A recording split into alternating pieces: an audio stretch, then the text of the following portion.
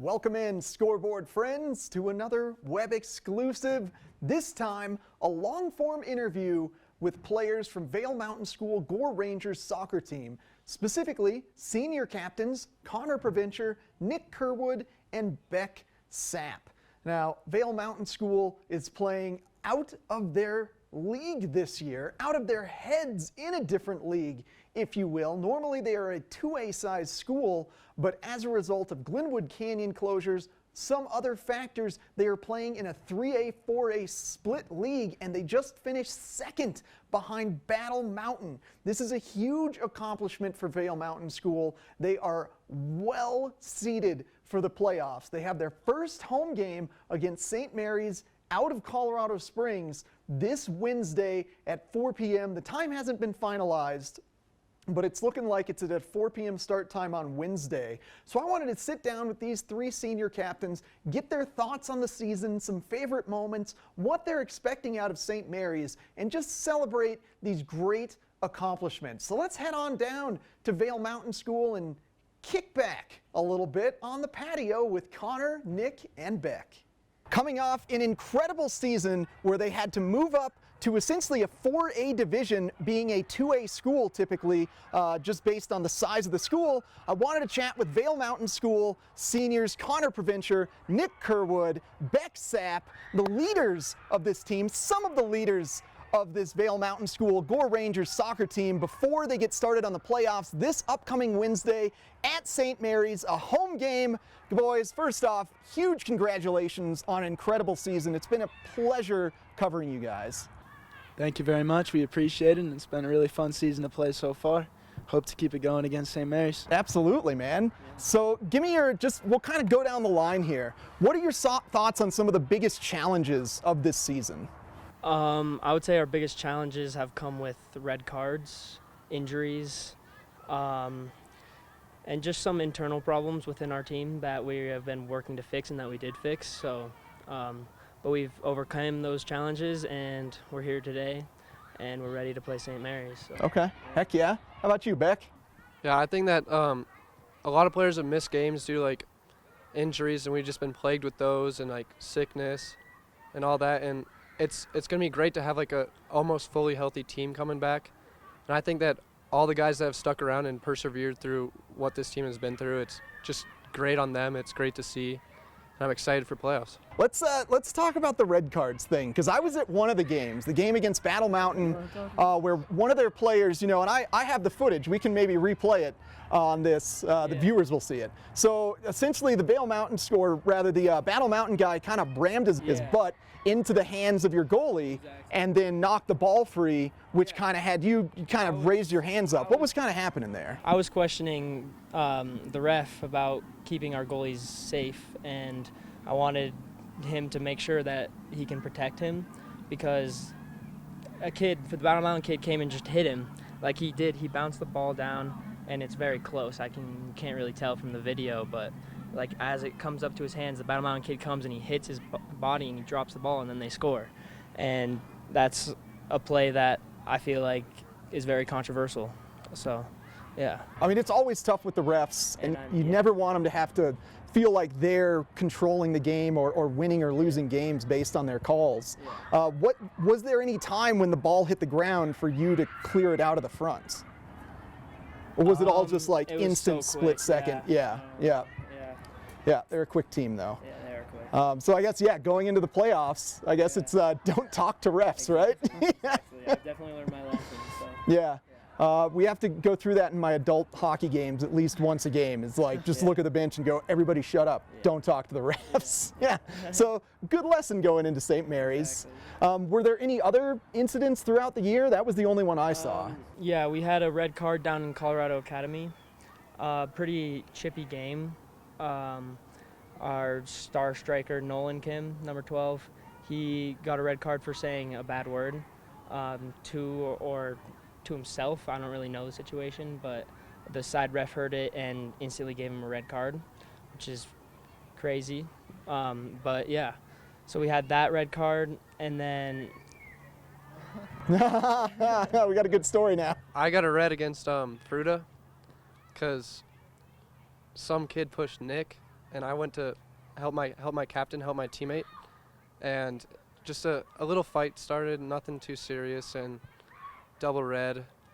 Did you pull a jersey over the head? Did you hockey him? No? Okay.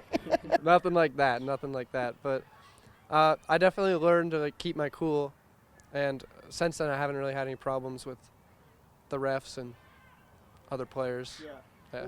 As much as you hate to see the red cards and they are a frustration, at least in those two incidences, it's not flying off the handle, it's protecting teammates. And I think that shows character and strength in the locker room, wanting to stand up for each other. That's always a good sign going into playoffs. Yeah, I mean, I think like we're a family and everybody knows that, and everybody would do anything to help each other out.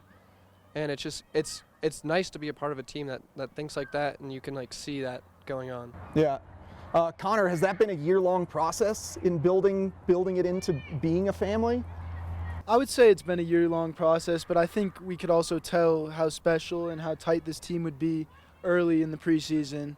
Just originally seeing who was going to be on varsity and instantly making those connections, kind of getting that team chemistry, and overall just really becoming a family. As Beck said, our team cheer is always 1, 2, 3 family, and I think that just symbolizes who we are as a team and how close we are. Yeah.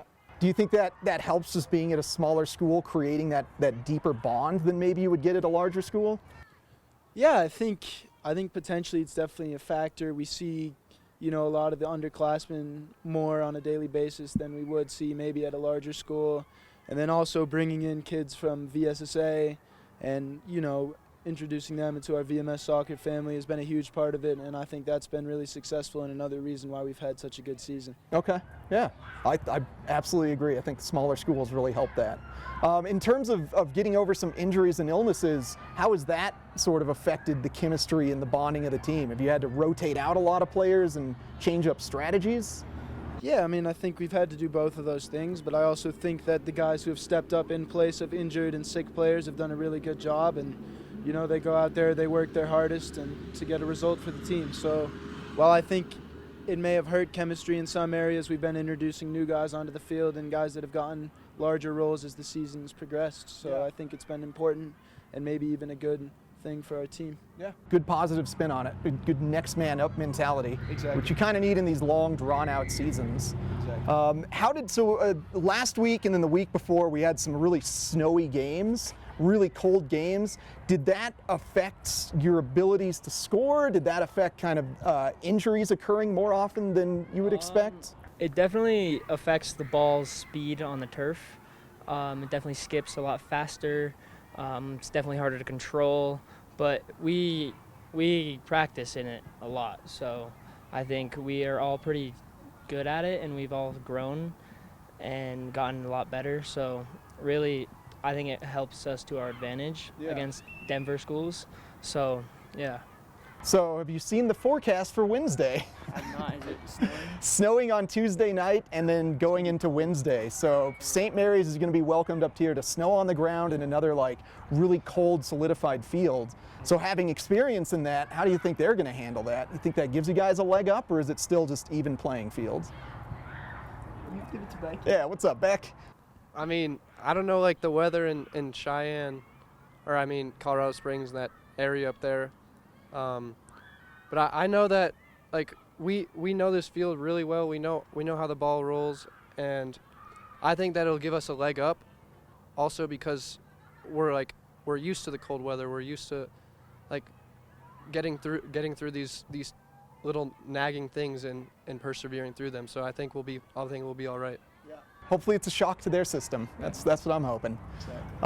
Going down the line again, we'll start with you because you got the mic. What was your favorite moments of this year? Favorite game, favorite moment of this season?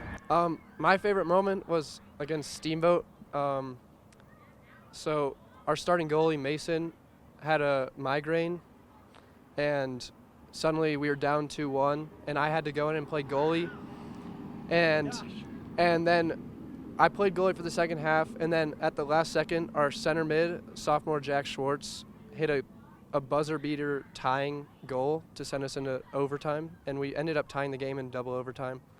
But that moment was crazy, and I think that helped us out to know we're a good team, and everybody's got each other back. Yeah. So. Dude, those confidence boosters help out so much throughout the season. Those last-minute plays especially. That's awesome. I think my favorite moment would be, there's a lot of good moments. I loved obviously playing under the lights at these big schools, but my favorite moment would be playing in the Cole Ridge tournament. That tournament, I feel like, solidified us as a team, gave us confidence for the rest of the season. I think it proved something too. I think 6th ranked Cole Ridge should be lower. It is what it is. And I think we proved ourselves then, and it was a really good tournament. We all played well. We had obviously a red card. We went through some troubles, but we persevered and we won the tournament. So it was great. So another momentum building, confidence boosting moment. Yeah. I would say my favorite moment of the season was picking up against Eagle Valley, our second game against them. We were able to win that one 2-1. And after they beat us in overtime the first game, it was a pretty controversial end to the game off of a bar down goal. And they were celebrating like they had just won state championship. They take pictures in the goal and everything. So being able to come out at home and get that kind of revenge victory against them was definitely sweet. Oh, so there was a bit more behind that one than I thought there was. Yeah. Definitely. Excellent. I love to see you guys beating the bigger schools. It's such a good feel-good story. Yeah. Yeah. No, don't count us out, man. Oh, never. We might be small, but Never. No, you guys have such good speed, and Seb with the spin moves, he'll just get the ball right in the box and just pull this 360 spin move shot. It's so good. How are the road trips? Good times on the bus? Any hotel stays that somebody got thrown in the pool? Well, we were supposed to stay over for the Cole Ridge tournament. Unfortunately, that didn't happen due to COVID complications. Okay. But I would say, we've had probably 10 away games this year compared to 5 home games, I think, 5 or 6 home games. And so, the team bus rides were a great time to bond and just, kind of think about who we want to be as a team and who we are as a team, especially going home after, a loss, kind of thinking about where we want to be, where we see ourselves. And I think it gave us a lot of time for constructive reflection and how to come back better. Yeah, absolutely. So St. Mary's coming up on Wednesday. They're from Colorado Springs, bigger school. Any long-term scouting that you guys have started to do, or is that going to come this week starting in practice?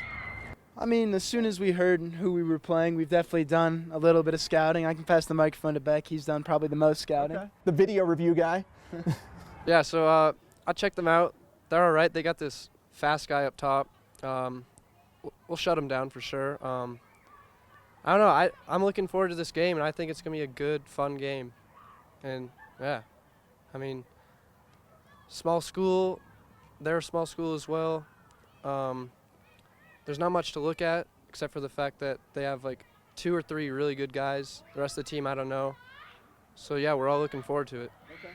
Well, you keep playing your box-out style D, and you limit their ability to move the ball, and then it just opens up lanes for you guys to get big, long kicks going. I've seen that success time and time again here at the home games, so I think just sticking to that strategy, unless there's anything else to add. Was I right on that being the strategy for the most part? Yeah, our counterattack has been working really well for us, and we'll hopefully hope to continue that against St. Mary's. Yeah. Yeah, excellent. Any thoughts from you, Nick? I think it's going to be a great game. I think we are the better team. We are ranked the better team, so we're going to come out here and we're going to give our fans a good game, wearing orange, and we're going to get the dub. Yeah. Excellent. Orange. Yeah. Give our viewers a little backstory on the wearing orange. Yeah, so what I was told when I came to the school, I was confused on why our teams would wear orange if our main colors were blue and white. But I guess the inspiration originally came from the Dutch national team, soccer team, because they're a smaller country, but they're able to upset a lot of these larger countries and really win big victories over great soccer countries like Germany, France, Spain, etc. And so I think we kind of embody that mentality as a small school that comes out kind of regardless where we're ranked with a lot to prove every year. And I think wearing orange is just part of that, and it kind of symbolizes that while we're small, we're here and we mean business. Awesome. So it's not just Halloween colors. Okay, that's it. No. Kidding.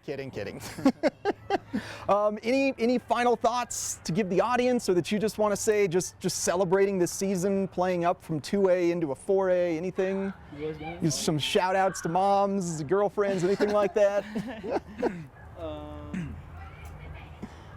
Pack the bath Wednesday.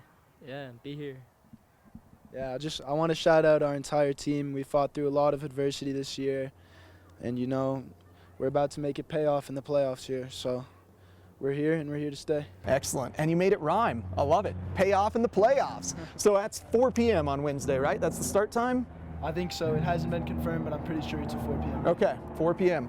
4 p.m. this Wednesday, Vail Mountain School, Blandino Field. Come celebrate with them, wear your orange, watch them hopefully, definitely, maybe beat St. Mary's and celebrate this incredible season. Thank you, Connor, Nick, Beck, thank you so much for joining us, and we'll be here Wednesday. And keep tuning into the Scoreboard for more on your Gore Rangers.